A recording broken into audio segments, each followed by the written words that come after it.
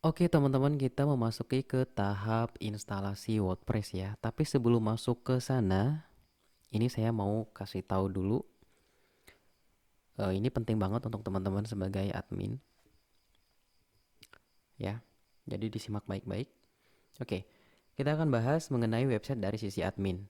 Goal materinya atau tujuan materi ini agar teman-teman memahami aset penting apa saja yang harus teman-teman punya sebagai seorang admin dari website atau sebagai pemilik dari website gitu ya. Nah, yang pertama kita lanjut ke slide berikutnya. Yang pertama, teman-teman harus punya 3 username dan password ini, oke? Yang pertama, username dan password untuk login ke member area penyedia layanan hosting dan domain. Misalkan contoh, teman-teman sewa hosting dan domainnya itu di satu tempat ya, di niagahoster.co.id gitu ya. Yang akan saya bahas di video selanjutnya setelah ini. Nah, teman-teman harus menyimpan dengan baik username dan passwordnya ya untuk login ke sana gitu ya. Itu disimpan baik-baik karena itu nanti akan memudahkan teman-teman untuk meminta support dari mereka, meminta bantuan dari mereka ketika terjadi uh, error pada websitenya teman-teman atau error pada hostingnya teman-teman gitu ya. Nah, di situ juga nanti ada informasi mengenai biaya perpanjangannya gitu ya. Misalkan tahun ini teman-teman bayar sekian, tahun berikutnya bayar berapa lagi untuk jatuh temponya, tanggal jatuh temponya nanti akan dikasih tahu oleh penyedia uh, layanan hosting dan domain seperti Niaga Hoster misalkan ya. Nah, teman-teman harus menyimpan baik-baik untuk username dan passwordnya. Kemudian yang kedua, username dan password untuk login ke cPanel. cPanel ini apa? cPanel ini gampangnya teman-teman. cPanel ini adalah tempat untuk mengelola file-file WordPress. Ya, jadi file-file WordPress itu kan disimpannya di hosting. Nah, untuk memudahkan mengelolanya, ada namanya nih cPanel gitu ya. Nah, untuk username dan password cPanel ini kalau di Niaga Hoster biasanya akan dikirimkan melalui email teman-teman. Jadi akan dikirim melalui email gitu ya. Nah, sebetulnya untuk login ke cPanel kalau di Niaga Hoster ini bisa melalui member areanya, jadi lebih aman gitu ya. Tapi teman-teman silahkan juga bisa login melalui halaman login cPanelnya gitu ya. Jadi tidak login dulu ke member area, teman-teman bisa gitu ya. Nah, jadi disimpan baik-baik untuk username dan passwordnya, password cPanelnya gitu ya. Kalaupun tidak saya sarankan untuk login melalui cPanel secara manual. Jadi teman-teman saya sarankan untuk login melalui member areanya aja untuk mengakses cPanel gitu ya. Jadi tidak perlu memasukkan username dan password cPanelnya lagi. Jadi satu kali login aja. Oke.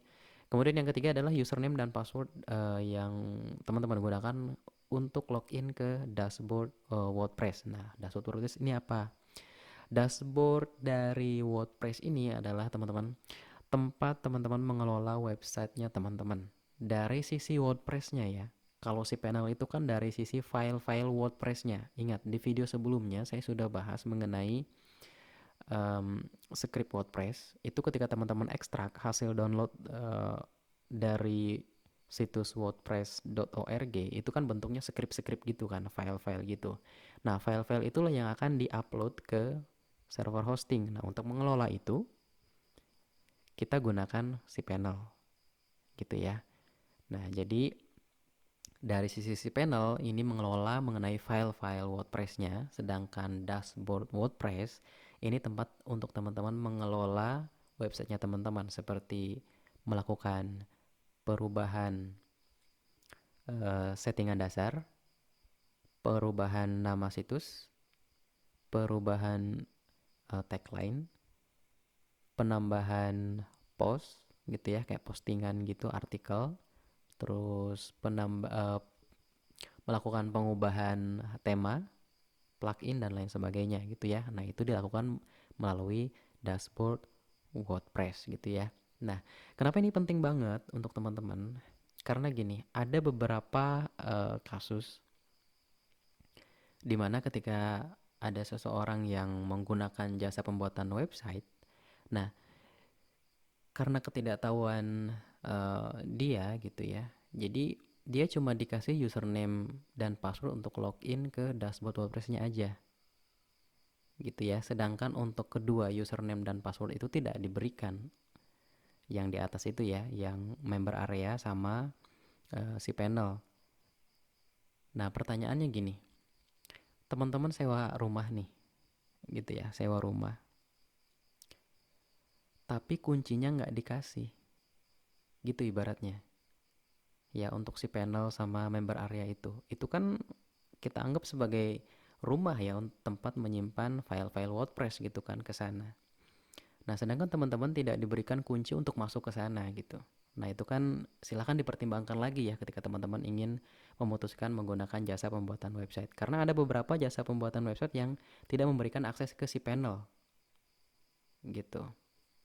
Jadi cuma diberi akses ke dashboard WordPress aja gitu ya. Nah, kenapa itu penting? Karena ketika teman-teman ingin pindah layanan gitu ya, ingin pindah ke jasa pembuatan website lain misalkan, teman-teman ingin meng-hire seseorang untuk menjadi admin atau pengelola websitenya teman-teman, tapi ketika dia tanya ke teman-teman, ini password dan username si panelnya punya nggak? Nah itu kan teman-teman akan bingung gitu ya. Sedangkan di jasa pembuatan website yang teman-teman gunakan itu tidak memberikan akses ke sana gitu. Nah silakan dipertimbangkan lagi ketika teman-teman ingin memutuskan untuk menggunakan jasa pembuatan website gitu ya. Oke, ini penting banget. Oh ya, untuk materi selanjutnya kita akan membahas mengenai penginstalan WordPress ya. Jadi ada 3 cara, ini saya kasih bocorannya aja. Yang pertama, install WordPress melalui Niaga Hoster. Jadi diinstalkan sama mereka, sama Niaga Hosternya secara otomatis gitu ya. Jadi teman-teman nanti tinggal login aja gitu. Nah kemudian yang kedua, diinstal semi otomatis menggunakan Softaculous. Jadi teman-teman nanti ketika daftar ke Niaga Hoster, kemudian teman-teman melakukan sewa hosting dan domain di sana yang akan saya bahas di video setelah ini, teman-teman nanti akan dikasih password dan username si panel. Nah teman-teman silahkan bisa login ke si panelnya, bisa menggunakan melalui member area Niaga Hosternya, atau langsung ke si panelnya aja gitu ya. Jadi tidak perlu login ke member area dulu. Nah itu teman-teman bisa. Nah nanti username dan passwordnya akan dikirimkan ke email teman-teman oleh Niaga Hoster untuk password ke si panelnya gitu ya. Nah di si panel inilah aplikasi Softaculous itu berada. Jadi teman-teman bisa gunakan itu untuk melakukan instalasi WordPress-nya gitu ya, menggunakan Softaculous. Oke, kemudian yang ketiga ini yang manual teman-teman ya. Yang manual melalui file manager gitu ya. Ya sama, teman-teman harus punya akses dulu ke member area dari Niaga Hosternya. Nah, nanti teman-teman bisa mengakses file manajernya di situ. Jadi kan di video-video sebelumnya untuk script WordPress itu kan bentuknya file-file gitu ya. Oke, file-file gitu. Nah, file-file itulah yang akan teman-teman upload nanti ke file manager gitu ya, ke server hosting melalui file manager itu tadi.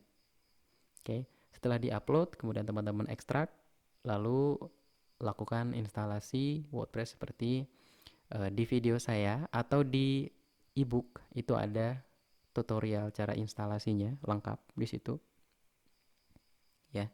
Nah, saran saya pilih yang menurut teman-teman paling gampang untuk dilakukan. Oke. Jadi dari 3 opsi itu, dari 3 cara instalasi WordPress itu, silahkan pilih yang menurut teman-teman paling gampang, paling mudah gitu ya. Oke. Itu aja dulu. Kita lanjut ke tahap instalasi.